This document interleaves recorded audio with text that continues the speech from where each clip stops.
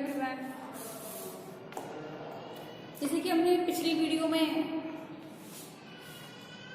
संस्था की परिभाषाएं, उनकी विशेषताएं और संस्था का विकास देखा था, और आज की वीडियो में हम देख रहे हैं संस्था के कार्य या महत्व। सबसे पहले है आवश्यकता पूर्ति के साधन।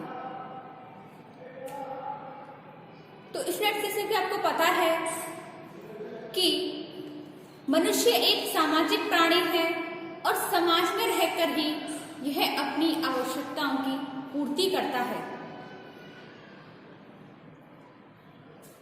समाज में रहकर ही व्यक्ति की आवश्यकताओं की पूर्ति की जा सकती है। संस्थाएं आवश्यकताओं की पूर्ति करने के लिए समाज द्वारा मान्यता प्राप्त साधन है। समाज के सदस्य प्रत्येक व्यक्ति से यह अपेक्षा रखते हैं कि वह अपनी आवश्यकताओं की पूर्ति करे और समाज की व्याख्या में या समाज की व्यवस्था में संतुलन बनाए रखे। दूसरी है व्यवहारों में एक रूपता। समाज में व्यक्तियों को समान स्थिति, आवश्यकता, समस्या, कठिनाइयों में सभी को एक से तरीके संस्थाएं प्रदान करती हैं, जिनके द्वारा वह व्यवहार करे और समाज में समानता और समरूपता बनाए रखे। यानी कि समाज की समितियां होती हैं, वो सभी व्यक्तियों के साथ उनकी आवश्यकताओं की पूर्ति, उनकी समस्याओं का समाधान, उनकी कठिनाइयों में उनके साथ हमेशा प्रदान करती हैं और उनमें एक रूपता रहती है। यानी किसी के साथ भेदभाव नहीं करती, सबके साथ समान रूप से व्यवहार करती हैं। तीसरी है सामाजिक नियंत्रण। समाज में नियंत्रण, एकता व संतुलन बनाए रखने के लिए सामाजिक संस्थाएं व्यक्ति के व्यवहार को नियंत्रित करती हैं। अगली है परिस्थिति व भूमिका निर्धारण। संस्थाएं समाज के महत्वपूर्ण कार्य कर सके, इसके लिए समाज में श्रम विभाजन आवश्यक है और व्यक्ति की परिस्थिति में भूमिका ही निश्चित होनी चाहिए। परिस्थिति होती क्या है?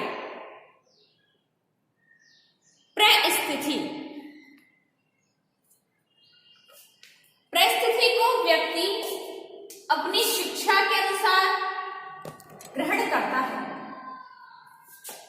परिस्थिति यानी कि पद। जैसे कि कोई अपनी शिक्षा के पद पर मैनेजर का कार्य करता है, कोई कर्मचारी का कार्य करता है। यानी कि जो विभिन्न पद होते हैं ये परिस्थिति के ऊपर डिपेंड करते हैं और यह अपनी शिक्षा के ऊपर डिपेंड करता है। और भूमिका है जैसे कि एक व्यक्ति ऑफिस में उसका रोल अलग होगा, घर में उसका रोल अलग होगा। घर में भी वह अपने काफी रोल निभाता है, एक पुत्र के रूप में, एक पति के रूप में, एक भाई के रूप में, एक पिता के रूप में। ऐसे ही ऑफिस में वह एक ऑफिस के अनुसार मैनेजर के पद पर कार्य करता है। ऐसे ही पद है, परिस्थिति है, वो अपने पद के अनुसार प्राप्त की जाती है। तो परिस्थिति और भूमिका का निर्धारण भी समिति द्वारा यानी कि संस्था द्वारा होता है।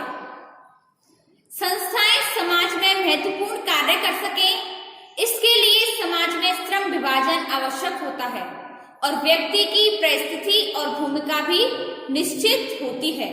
इसी के परिवार में पति पत्नी, पिता पुत्र, माता पुत्र, भाई बहन आदि का पद और भूमिका निश्चित होती है। अगला है संस्कृति का हस्तांतरण। समाज व संस्कृति के बने रहने के लिए आवश्यक है कि गुण, ज्ञान, आविष्कार आदि का एक व्यक्ति से दूसरे व्यक्ति तथा एक पीढ़ी से दूसरी पीढ़ी को हस्तांतरित हो सके। अगला है मार्गदर्शन। संस्थाएं व्यक्ति, समूह और समाज का मार्गदर्शन करती हैं। व्यक्ति को कब, कहां, कैसे, क्या करना है, इसका संस्था कदम कदम पर मार्गदर्शन करती है। अब आते हैं हमारे संस्था और समुदाय में अंतर।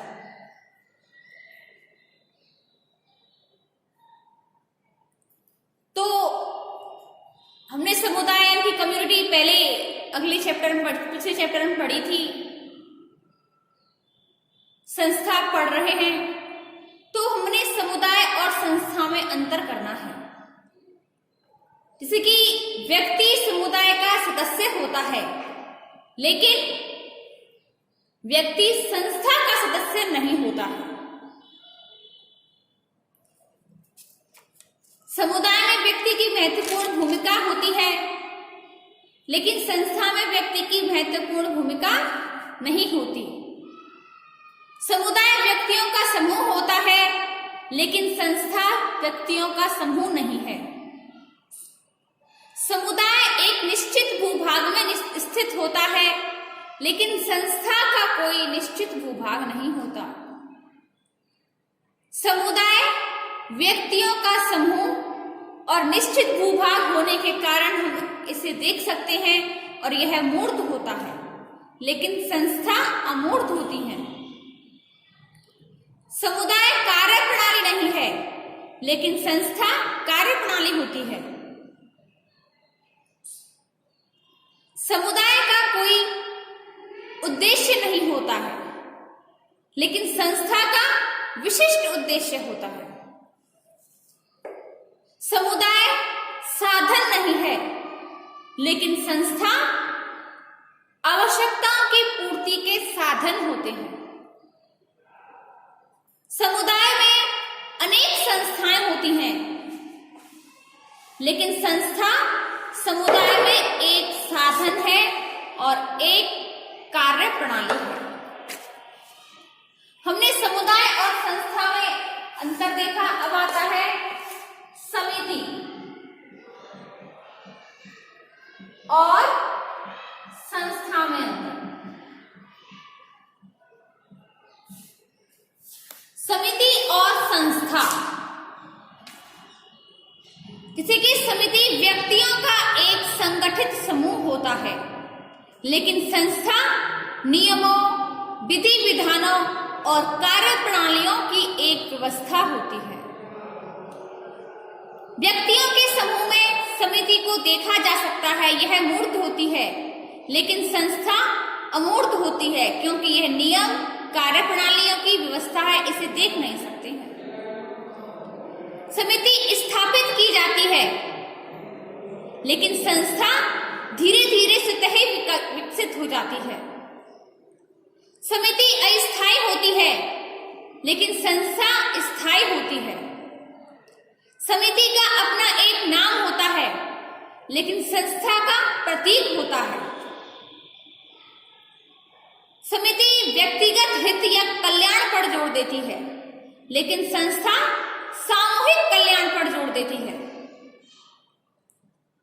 समिति के कुछ औपचारिक नियम होते हैं, संस्था के अनौपचारिक नियम जैसे कि जनविधियां हैं, प्रथाएं हैं, परंपराएं होती हैं। समिति की नियंत्रण शक्ति कमजोर या शिथिल होती है लेकिन संस्था की नियंत्रण शक्ति अधिक होती है।